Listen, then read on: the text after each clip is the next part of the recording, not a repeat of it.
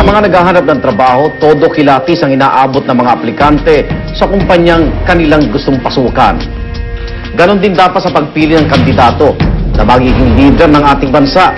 Dapat kilatisin ding maigi sila ng bawat botante. Galing at talin raw niya ay di matatawaran. Maiahon ba niya ang bayan sa kahirapan? Nasa kamay ba ng dating Defense Secretary ang pagsulong sa kaunlaran? Magandang gabi, ako naman Arnold Clavio. Kilalanin at kilatisin natin ang kandidatong si Gilberto Gibo Teodoro Jr.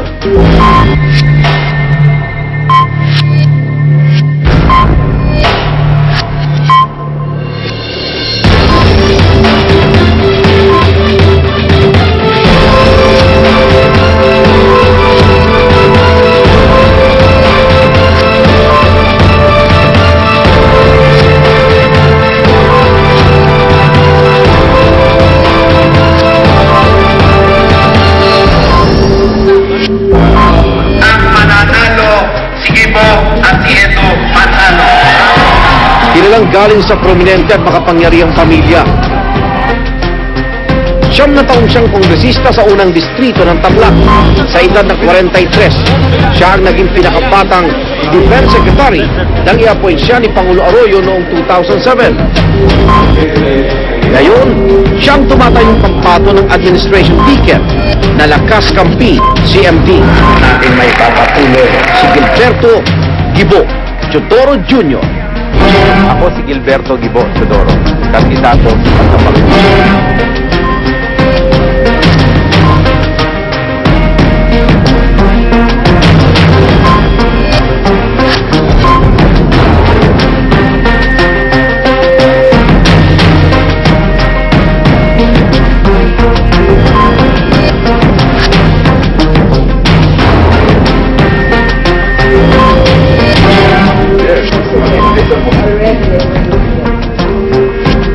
Magandang gabi, Mr. Teodoro. At makakasama po natin ngayon si Malu Mangahas ng Philippine Center for Investigative Journalism. At isa rin po sa haligan ng GMA News and Public Affairs at Editor-in-Chief ng GMA News.tv, Howie Severino. Magandang gabi, Howie. Magkakaroon po tayo ng tatlong set of questions. Para sa unang set, easy questions po. Mga tanong na may kaugnayan po sa inyong personalidad. At bibigyan kayo bawat tanong ng 30 seconds para po makasagot doon sa bawat tanong. So unahin ko na po yung tanong. Nakakalat, no? Yung ating mga kinikilalang bayani. Partikular, meron ka bang parang nakikita mo yung sarili mo na kagaya niya? Wala. Kaya nga naging bayani yan, kakaiba ang kanyang ugali at kakaiba ang kanyang ginawa. So, sa bawat bayani, hindi tayo mapupulot, pero wala akong nakikitang kapareho. May iniidolo ka? Marami naman tayong iniidolo, pero hindi isang tao. Katulad ni Gat Jose Rizal. Yung tapang na lang niya na umuwi dito na alam niya may hinaharap siya na personal danger, nasa buhay niya, kapuri-puri. Si Andres Bonifacio naman na naghimagsik talaga. Sino ang pinaka-idol mo ngayon sa buhay mo na buhay? Wala akong partikular na idol na buhay ngayon. Marami naman tayong mapupulot Howie na leksyon sa bawat tao. Katulad nung isang na-award namin na 7-year-old na bata na sinave niya yung pamilya niya nung wala kanyang mga magulang. Nagkalasag award yan. So, idolo namin siya. Si Efren Peña Florida, dun sa advocacy niya, naging Hero of the Year sa CNN. Marami din yung mga namatay dun sa Ondoy na trying to save others. Secretary, medyo formal at seryoso daw kayo. Patawanin nga namin kayo. May naaalala ba kayo sa inyong buhay na pinakamasaya at parang source ng greatest joy bilang tao? Well, ang pinakamasaya, nung araw na kinasal ako, at lalong sumaya nung nagkaroon kami ng anak. Meron pang ibang, personal ba yung dahilan ng joy ninyo?